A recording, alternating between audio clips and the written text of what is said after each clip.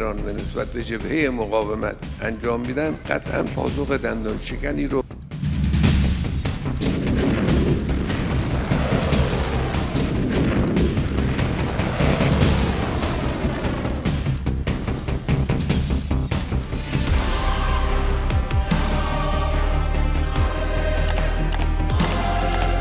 हैदर के नाम पर जंग शुरू होती है। अली अपनी जुल्फकार के साथ खैबर लौट रहे हैं। ईरान से ये ऐलान हो गया है। ये सुप्रीम लीडर या वहां के रहबर मुअज्जम खामनेई का पैगाम है। उन्होंने सोशल मीडिया प्लेटफॉर्म एक्स पर ये अल्फाज लिख दिए हैं जिसके मायने हैं अब आर या पार। जी हाँ, एक्सपर्ट कहते हैं कि जब हैदर यानी हजरत अली का नाम आ जाए तो समझ लेना चाहिए कि ये ईरान के लिए बहुत बड़ी बात है। हजरत अली जो पैगंबर इस्लाम के दामाद यानी पैगंबर की इकलौती बेटी हजरत फातिमा जहरा के पति थे। इस्लामिक इतिहास में दर्ज है कि बेहद बहादुर, न्यायप्रिय, धैर्यवान और आध्यात्मिक व्यक्तित्व के थे हजरत अली। जंग खैबर में मक्का के पास यहूदियों के 7 किले जीतने में जब सारे सिपह सालार फेल हो गए तो उस वक्त बीमार चल रहे अली को पैगंबर ने भेजा था ये कहकर कि अगर वे लोग समझौता कर लें तो युद्ध नहीं होगा। हालांकि खैबर वाले समझौते के मूड में नहीं थे। अली के लिए भी उन्हें वही लगा जो बाकी लोगों के लिए लगा था। इस्लामिक विद्वान बताते हैं कि खैबर के लोगों का आकलन गलत निकला। बहादुर अली ने अपने हाथों से किले का मजबूत दरवाजा उखाड़ फेंका था और अपनी कुशल रणनीति से भूल भुलैया वाले यहूदियों के 7 किले फतह किए थे। मुसलमानों के इतिहास में ये जंग टर्निंग पॉइंट साबित हुई और इसके बाद ही फतह मक्का हासिल हुई थी। Aim right, achieve big. At KR Mangalam University, we provide you the platform to turn your dreams into reality. At KR Mangalam University. कहा जाता है कि हजरत अली के पास एक तलवार थी जिसका नाम जुल्फिकार था। ये एक 2-धारी तलवार थी। इसके आगे अच्छे अच्छे सूरमा नहीं टिक पाते थे। ऐसे में ईरान के सुप्रीम लीडर खामनेई के इस पोस्ट के बाद इसराइल में हड़कंप मचने का अंदेशा है, क्योंकि इसराइल के लोग भी जंग खैबर को अपनी आखिरी हार के रूप में याद करते हैं। एक्सपर्ट मान रहे हैं कि खामनेई की पोस्ट में जुल्फिकार का इस्तेमाल करना युद्ध के लिए तत्परता और दुश्मनों के खिलाफ अल्लाह की मदद की कल्पना को दिखाता है। साथ ही शक्ति और संकल्प का प्रतीकात्मक ऐलान है।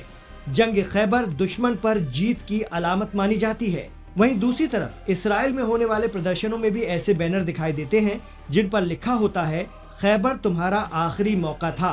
यानी वो कहना चाहते हैं कि खैबर तो तुम जीत गए, लेकिन इसके बाद कोई और जंग जीत नहीं पाओगे। मीडिया रिपोर्ट बता रही है कि ये सिर्फ ईरान इसराइल का युद्ध नहीं है, बल्कि 2 विचारधाराओं की भी जंग है जो सदियों से एक दूसरे की मुखालिफ हैं। यही वजह है कि लड़ाई उस स्तर पर पहुंच गई है कि अब ऐतिहासिक प्रतीकों और मुहावरों का खुलकर इस्तेमाल हो रहा है। इसराइल और ईरान के जरिए ईरान पर हमला करने के बाद ही इसराइल के पीएम नेतन्याहू ने 13 जून को राष्ट्र के नाम अपने संदेश में ये तक कह दिया था कि पैगंबर हजरत मूसा या मोजिस 3000 साल पहले ये कहकर गए थे कि यहूदियों को दुनिया में निर्भीक और बेहद खास बनाया गया है, आपको वैसे ही रहना है। हम एक और होलोकास्ट जो न्यूक्लियर होलोकास्ट होने जा रहा है वो नहीं होने देंगे, चाहे कुछ हो जाए, ईरान को रोकेंगे। उन्होंने अपने भाषण में बाइबल को भी कोट किया था। तो हैदर हैदर खैबर खैबर शुरू हो चुका है। इसराइल का कहना है कि आयतुल्लाह सैयद खामनेई के कत्ल के बाद ही अब जंग रुकेगी। तो ईरान ने भी कह दिया है जुल्फिकार निकल चुकी है, जो आगे आएगा मिट जाएगा।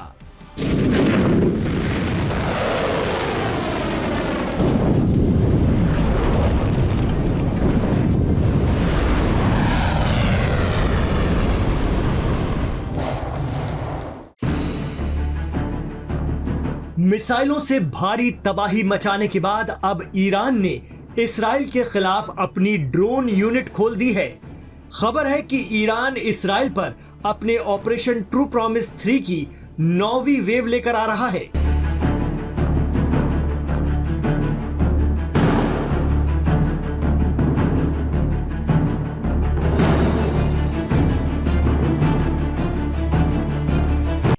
अमेरिका और इसराइल की तेहरान खाली करो की धमकियों के बीच ईरान के हमलों की 9वीं लहर में उसकी ड्रोन यूनिट आगे रहने वाली है।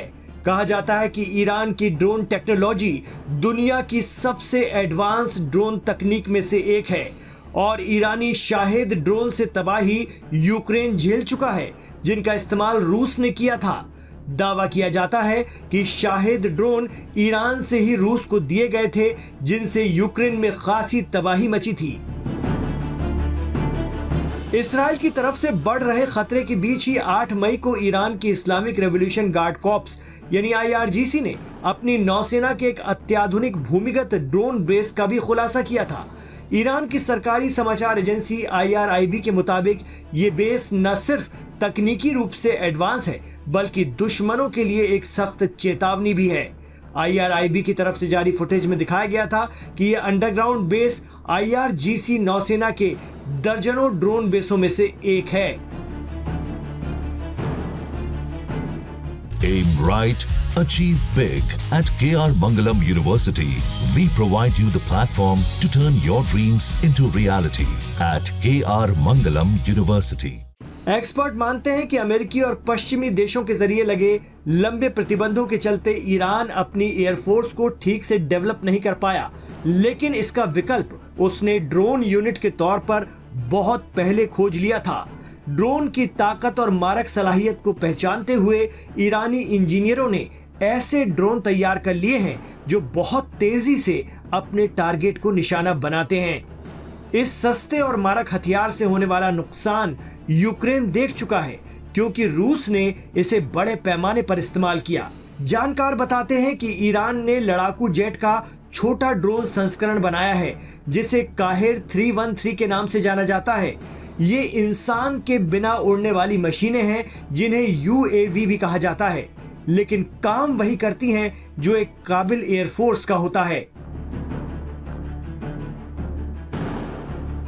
ईरान ने अब इसराइल को मारने के लिए शाहिद 136 ड्रोन निकाला है। ये ड्रोन 2000 से 2500 किलोमीटर की दूरी तय कर सकता है, जबकि ईरान से इसराइल की दूरी 1700 किलोमीटर है। 40 से 50 किलो का विस्फोटक या धमाकाखेज अशिया अपने साथ ले जा सकता है ये ड्रोन और दुश्मन पर पटक कर आता है। अगर प्रोग्रामिंग की जाए तो दुश्मन के इलाके में जाकर फट जाता है। स्वार्म अटैक यानी एक साथ कई ड्रोन से हमले के लिए ये बेस्ट माना जाता है। बहुत बड़ी तादाद में धावा बोलने पर ये ड्रोन इसराइल के आयरन डोम की पकड़ में नहीं आते हैं और 3 से 4000 मीटर की ऊंचाई पर उड़ते हुए ये ज्यादातर लक्ष्य को भेद देते हैं। इसराइल ने ईरान पर पहले एयर स्ट्राइक की, तब ईरान ने सैकड़ों बैलिस्टिक मिसाइल एक साथ छोड़ दी, जिससे इसराइल का एक बड़ा हिस्सा ध्वस्त हो गया है। लेकिन एक्सपर्ट कहते हैं कि ईरान की ड्रोन यूनिट उससे भी बड़ी तबाही इसराइल में ला सकती है। बड़ी बात तो यह है कि ये ड्रोन बहुत सस्ते होते हैं, लेकिन इन्हें रोकने के लिए बने आयरन डोम और दूसरे डिफेंस सिस्टम में एक बार के हमले को रोकने में लाखों डॉलर खर्च होते हैं। यही वजह है कि ईरान के शाहिद और कहर अब इसराइल पर कहर बरपा सकते हैं।